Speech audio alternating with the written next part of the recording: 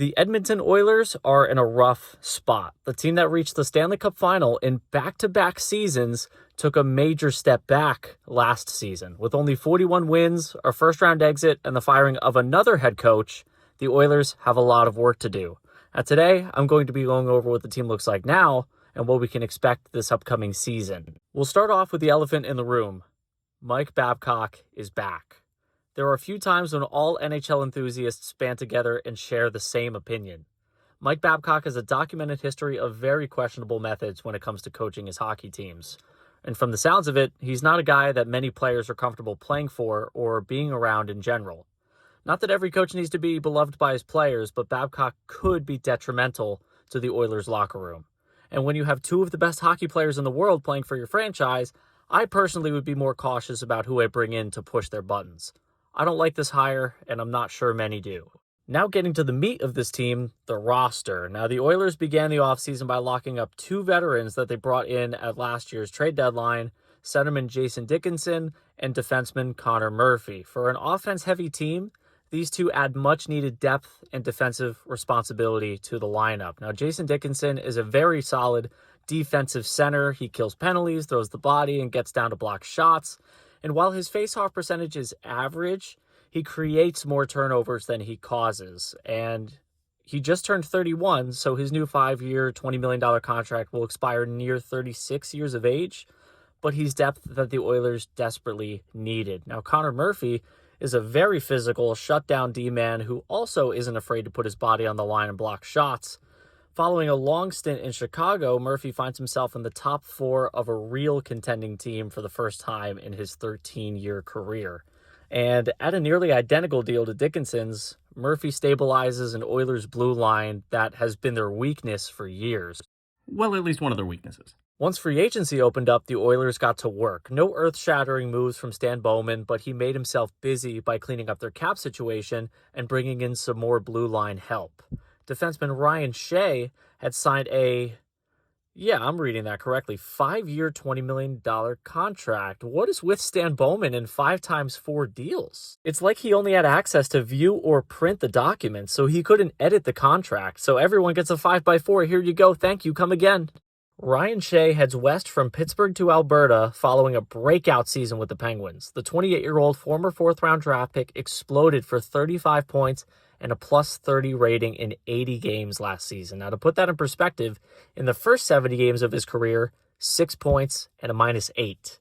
Now, I'm sure when the Penguins dressed Shea opening night, they never would have imagined he'd be walking away from the team in July with $20 million in his pockets. He's a reliable two-way defender who can skate, log decent minutes, and kill penalties. I wouldn't count on him to match his offensive output from last season, but his positioning defensively and his willingness to join the rush make him a versatile option for the Oilers deeper in their depth chart. So far, 3 signings, 3 very useful players at reasonable cap hits.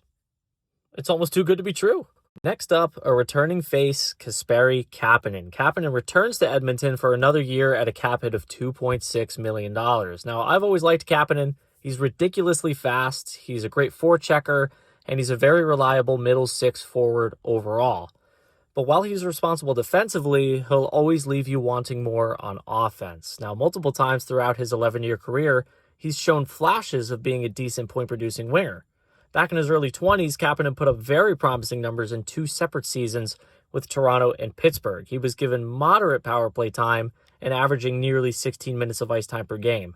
Now, that is not the same player the Oilers have here. The Kapanen we'll be seeing this season is coming off an injury-riddled season, finishing with just 17 points in 41 games, which is actually a sizable improvement to the year prior's 13 points in 57 games. He's been used sparingly on Edmonton's penalty kill and not at all on the power play. There are a lot of injury concerns there, and all of the evidence says that we've already seen the best of Kasperi Kapanen, and relying on him to be a regular, impactful player in the top 9 at this point in his career is a stretch. But he'll still only be 30 years old when the season starts up, so I can see why the Oilers are taking this bet. Next up, Matthew Joseph signed to a 1-year, $1 million contract. Now, this is a low-risk, high-reward move for Edmonton. Joseph is another player who is only 29 years old and has shown flashes of decent offensive production. but he struggled mightily the last couple of years in St. Louis and had an even worse going in LA to end last year. Although analytically, his defensive numbers are actually very good. He's a very physical player, but actually doesn't take a lot of penalties. And like Dickinson, he takes the puck away more than he gives it away, which is exactly what you want out of a bottom six player. Now, whether he finds his offensive game or not, the Oilers are getting a potential fourth liner who brings energy and physicality along with very few mistakes. And for just $1 million against the cap, it's another decent bet. Next up, Stanley Cup champion goaltender Frederik Andersen joins the Edmonton Oilers on a one-year, $1 million contract. Now, this one surprised me for two reasons. First, I was surprised that Andersen only got $1 million on the first day of free agency. And second, this is all the Oilers did to address their goaltending? Again? Before being replaced by Brandon Bussi in Game 3 of the Stanley Cup Final, Freddie was actually having a playoff run to remember. He went on a 13-2 run, not including Game 3 in which he was pulled, and finished with a 189 goals against average and a .910 save percentage. Now, before I break down Freddie's game, I'm going to look at this with the context that the Oilers have provided us. At a $1 million cap hit, Stan Bowman certainly can't expect Andersen to be the Oilers' starter this season, right? Right? It's happening again, isn't it? On the surface, Edmonton is getting a defending Stanley Cup champion goalie, with great analytics, I might add, at just $1 million.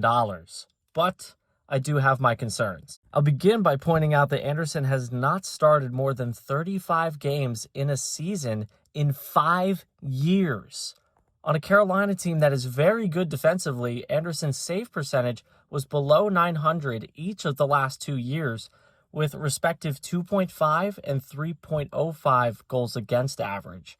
Keeping in mind the injury concerns, the dramatic slip in production, in the regular season at least, and the fact that he'll be 37 years old by the time the season starts up, this is merely another Band-Aid on the everlasting problem that is the Oilers' goaltending. Up next, we have another goaltending move. The Oilers acquire goaltender Devin Levi and a 2028 7th-round pick from the Buffalo Sabres in exchange for a 2028 3rd-round pick. Now, based on what they gave up, and the fact that Edmonton actually received a pick in this deal as well, tells you everything you need to know about how Devin Levi's career has gone to this point.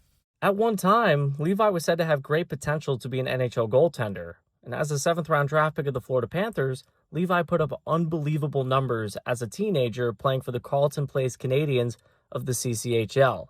But following the 2020-2021 shutdown, Levi was dealt, along with a 2022 first-round draft pick, to Buffalo for Sam Reinhart. You know, sometimes you can look back and say, well, both teams won the trade. This is not one of them. Levi continued to put up very good numbers playing college hockey for Northeastern University and then made the jump straight to the NHL in 2022, but did not stick the landing. By the end of the 2023-24 season, Levi was suiting up for the Rochester Americans of the AHL and putting up decent numbers once again. Now, the Sabres gave him another shot with the big club following the season, and he was downright unplayable. Sent back down to the minors, Levi once again put up solid numbers for the Americans. But with Buffalo finally emerging as a playoff team this past year, Levi wasn't given another chance to earn the nets. He spent the entire year with an increased role with the minor league club, and he struggled, finishing with a record of 23, 20, and 9, with a goals against average of 2.83 and a save percentage of .904. Now, I'm not going to sit here and break down the Rochester Americans and tell you whether or not it was Levi's fault, but for an NHL goaltender, I'd say those numbers are acceptable, but certainly not great. And for an AHL goaltender, I wouldn't be itching to call him up anytime soon. So what are the Oilers getting in this deal? They're getting a still young 24-year-old goaltender who perhaps just needs a change of scenery. Now, the 3rd-round pick they gave up certainly isn't nothing, but it's worth a shot. Now that I've spoken my thoughts on the additions to Edmonton's goaltending, I'll briefly evaluate the rotation as a whole. With Andersen, Levi, and Tristan Jarry, the Oilers have one of the goaltending trios in the NHL. Following his move to Edmonton last season, Jarry was absolutely horrible. Starting just 16 games, he held a .386 goals against average and an .857 save percentage. Yikes. Levi is unproven, Andersen is old, injured, and declining, and Jarry is, well, terrible. Best case scenario, Levi has a breakout season, Jarry is actually useful, And those two can hold it down until Anderson comes in for the playoffs and can somewhat replicate this past year's playoff run that he didn't even finish. I don't know about you, but I'm not putting my money on that. The Oilers' biggest weakness was once again given the old turn it off and turn it back on trick. Now for the biggest move of Stan Bowman's summer, he trades defenseman Darnell Nurse and, more importantly, his $9.25 million cap hit to the San Jose Sharks in exchange for defenseman Shakir Mukhamadullin and defenseman prospect Zach Sharp, who's the fourth-round draft choice of the Sharks last year. It's no secret that Darnell Nurse is overpaid. Not the worst defenseman in the NHL, but Bowman does an excellent job moving him without salary retained and receiving assets back. Now, Mukhamadullin isn't a player that impresses me all that much. Offensively, not nearly the upside of a Ryan Shea, and defensively, not a Connor Murphy. He's no slouch defensively, but I would like to see him use his 6'4" frame a bit more. And just days after the acquisition, the Oilers extend Mukhamadullin with a 2-year contract at just $1.75 million per season. Now, at the end of the day, he's a low-cost bottom-pair defensive defenseman who may wound up paired with the aforementioned Shea. Now, next, Edmonton extends Spencer Stastny, who is a defenseman. Lastly, an under-the-radar move, the Oilers extend Colton Dach, another deadline acquisition, to a 2-year, $2.4 million contract. Now, Dach is a 23-year-old former second-round pick with a 6'4", 220-pound frame, and he uses it. He only played 8 games with the Oilers last season, but he threw 30 hits and scored 4 points in those games. Now, if he can make the team out of camp, he's another cheap, physical bottom-6 option. Shifting gears now, let's take a quick look at Edmonton's projected D pairings, including some of the guys I mentioned earlier. Starting from the top. Okay.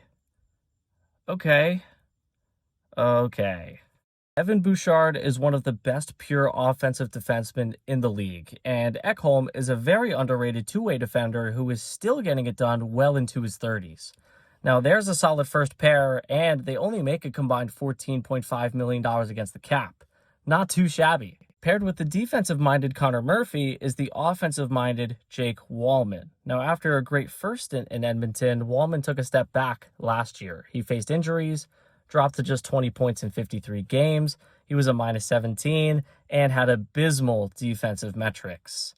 And at $7 million a season for the next 5 years, they better hope Murphy balances him out. Otherwise, he may find himself being shown the same door as Darnell Nurse. Edmonton's projected third pair here are the newcomers, Ryan Shea and Shakir Mukhamadullin, another offensive-defensive defenseman pairing. Now, this is quite the risk, considering Shea is coming off his first full year in the NHL, and Mukhamadullin still hasn't played more than 50 games in a season to this point.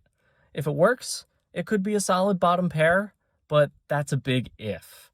And with the D-core seemingly set, Stan Bowman has just under $5 million in cap space, with plenty of options for forward help still available. Here's a look at Edmonton's projected depth chart heading into the 26-27 season. Now, this is in no way the actual day one lineup, but we can use it to visualize what they're working with.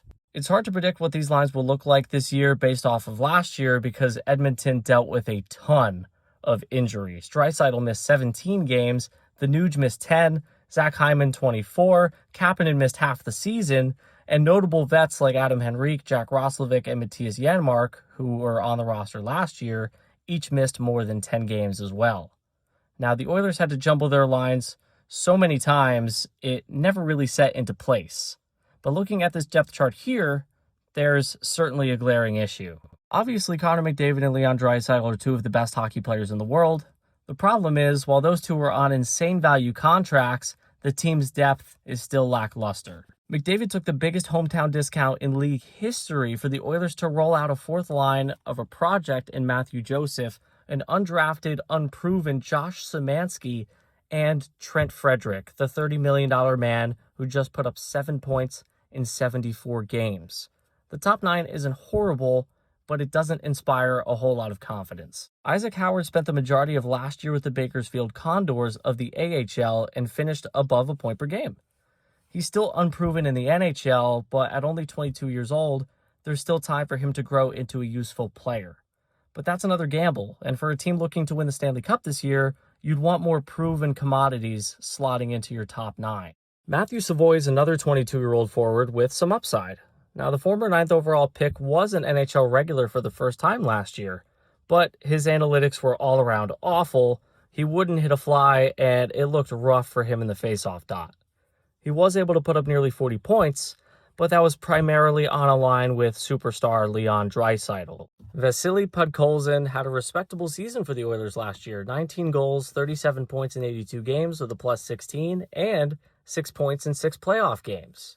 Now, he had nearly identical point totals to Savoy in the regular season, but Podkolzin's defensive metrics are solid, and he's a very physical presence on the wing. He is a reliable option in the middle 6 for Edmonton. Zach Hyman is a bowling ball. He's an elite forechecker, net front presence, and the perfect complementary winger. He puts himself in perfect position to finish those elite passes and rebounds generated by Connor McDavid, and his production has carried over into the playoffs as well. Now, he's dealt with injuries each of the past 2 seasons, but when healthy, he's a fixture in that Oilers top 6. Ryan Nugent-Hopkins, the longest tenured Oiler, is a consistent point producer in the top 6. He's used often on the wing, given his weakness in the faceoff dot. His analytics are pretty terrible, but at his age and cap hit, as long as he continues to chip in offensively, he's the least of their worries. I don't have to go into detail about Leon Draisaitl and Connor McDavid. They are 2 generational talents that deserve to win a cup. They are the best 1-2 punch at center in the league, and either one of them could win the Hart Trophy any given year. But the focus is on winning that final trophy in June. Looking at the Oilers as a whole, they are absolutely a playoff team, but that's never been the question.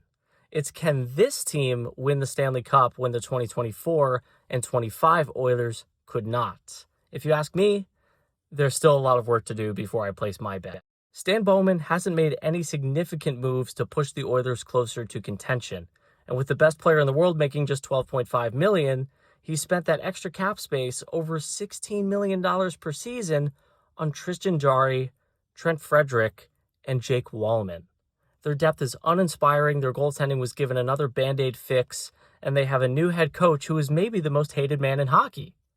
The Pacific Division is easily the weakest in the NHL, so they will certainly be in the mix, but once again, this team will only go as far as McDavid and Draisaitl can drag them. Do you think the Oilers have a chance this year? Will McDavid get his ring? I hope you all enjoyed. Take care.